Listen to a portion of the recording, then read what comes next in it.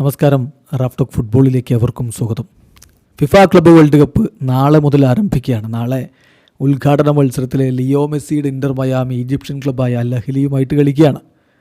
മയാമിയിലെ hard rock സ്റ്റേഡിയത്തിൽ ഉദ്ഘാടന മത്സരം നാളെയാണ്. പക്ഷേ നമുക്ക് ഇന്ത്യൻ സമയം പറയുമ്പോൾ മറ്റന്നാൾ പുലർച്ചെയാണ് ആ കളി. ടൂർണമെൻറ്റിനായിട്ട് ടീമുകൾ നല്ല രൂപത്തിൽ ഒരുങ്ങിയിട്ടുണ്ട്. അപ്പോൾ മാഞ്ചസ്റ്റർ സിറ്റിയൊക്കെ ടീമിൽ മാറ്റം വരുത്തി. ഇപ്പോൾ കഴിഞ്ഞ സീസണിൽ ഒന്ന് തപ്പിത്തടഞ്ഞു. അപ്പോൾ അത് മാറ്റാൻ വേണ്ടിയിട്ടുള്ള ട്രാൻസ്ഫറുകളൊക്കെ നടത്തി ടീമിനെ ശക്തിപ്പെടുത്തിയാണ് വരുന്നത്. പ്രത്യേകിച്ച് എടുത്തു പറയണം, സിറ്റിയെയും അതുപോലെ ചെൽസിയെയും, രണ്ട് പ്രീമിയർ ലീഗ് ക്ലബ്ബുകളും നന്നായിട്ട് പണം മുടക്കി താരങ്ങളെ കൊണ്ടുവന്നിട്ടുണ്ട്.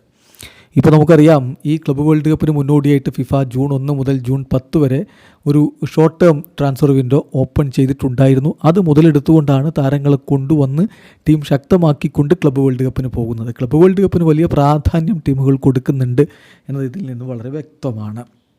നമുക്ക് ഇപ്പം സിറ്റിയുടെ കാര്യത്തിൽ അവർ റയാൻ എയ്റ്റ്നൗറിയെ 31 മില്യൺ സ്റ്റെർലിംഗ് പൗണ്ട് കൊടുത്തുകൊണ്ടാണ് വോൾസിൽ നിന്ന് സ്വന്തമാക്കിയത്. അതേസമയം തന്നെ മറ്റൊരു ഗോൾ കീപ്പർ മാർക്കസ് ബെറ്റനലിയെ ചെൽസിയിൽ നിന്ന് അവർ എത്തിക്കുകയുണ്ടായി ഒരു കവറായിട്ട്.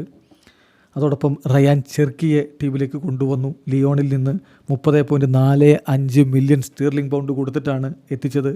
ടിയാനി റെയിൻഡേഴ്സിനെ AC മിലാനിൽ നിന്ന് ഡെഡ് ലൈനിന് മുമ്പ് അവർ കൊണ്ടുവന്നു. ഇങ്ങനെ വലിയ തുക അവർ ചിലവാക്കി. അതുപോലെ തന്നെ ചെൽസി ഈ പറയുന്ന പോലെ വലിയ രൂപത്തിലുള്ള പണം ചിലവഴിച്ചിട്ടുണ്ട്. അത് ശ്രദ്ധേയമായിട്ടുള്ള കാര്യമാണ്. ലിയാം ഡിലാപ്പിനെ 30 മില്യൺ സ്റ്റെർലിംഗ് പൗണ്ട് കൊടുത്തുകൊണ്ട് അവർ സ്വന്തമാക്കി. ഡാരിയോ എസ്യൂഗോയെ 18.5 മില്യൺ സ്റ്റെർലിംഗ് പൗണ്ട് കൊടുത്തുകൊണ്ട് സ്വന്തമാക്കി. മമാദു സാറിന് 12 മില്യൺ സ്റ്റെർലിംഗ് പൗണ്ട് കൊടുത്താണ് സ്വന്തമാക്കിയത്. എസ്റ്റവായോ വില്യനെ സ്ക്വാഡിലേക്ക് കൊണ്ടുവന്നിട്ടുണ്ടെങ്കിലും അതിനിപ്പോൾ വേൾഡ് കപ്പിന് ശേഷം മാത്രമേ അദ്ദേഹം ജോയിൻ ചെയ്യുകയുള്ളൂ. അപ്പോൾ ഇങ്ങനെയൊക്കെയുള്ള നീക്കങ്ങൾ ടീമുകൾ നടത്തിയിട്ടുണ്ട്. ഏറ്റവും അധികം സ്പെൻഡ് ചെയ്തത് ആരൊക്കെയാണ് എന്നുള്ളത് നമ്മൾ നോക്കുകയാണെങ്കിൽ സിറ്റിയുടെ ഒരു കണക്ക്, ഇതിലൊക്കെ അങ്ങോട്ടും ഇങ്ങോട്ടും ചെറിയ വ്യത്യാസങ്ങളൊക്കെ വരാം. സിറ്റിയെ സംബന്ധിച്ചിടത്തോളം അവർ വലിയ തുക ചിലവാക്കിയിട്ടുണ്ട്. 127.7 മില്യൺ യൂറോ ചിലവാക്കിയിട്ടാണ് അവർ ഈ ഒരു ട്രാൻസ്ഫർ വിൻഡോയിൽ ടീമിനെ വേൾഡ് കപ്പിനായിട്ട് ഒരുക്കിയിട്ടുള്ളത്. ചെൽസിയെ സംബന്ധിച്ചിടത്തോളം ഈ 70 മില്യണിലധികം യൂറോസ് അവരും ചിലവാക്കിയിട്ടുണ്ട്. റയൽ മാഡ്രിഡ് ട്രെൻഡ് അലക്സാണ്ടർ അർണോൾഡിനെയും ഹ്യൂസിനെയും ഒക്കെ കൊണ്ടുവരുന്നത് നമ്മൾ കണ്ടു. അവരും ഈ ക്ലബ്ബ് വേൾഡ് കപ്പിന് ഒരുങ്ങിയിരിക്കുന്നു. വലിയ തുക തന്നെ അവരുടെ ഭാഗത്തു നിന്നും ചിലവാക്കിയിട്ടുണ്ട്. ഏതാണ്ട് 70 മില്യൺ യൂറോയോളം അവരും ചിലവഴിച്ചു എന്ന് വേണം മനസ്സിലാക്കാൻ. 2 സൈനിങ്ങുകളാണ് പ്രധാനമായിട്ടും അവർ നടത്തിയത്. ഇൻ്റർ മിലാൻ ഈ പറഞ്ഞ പോലെ 2 സൈനിങ്ങുകൾ നടത്തിയിട്ടുണ്ട്.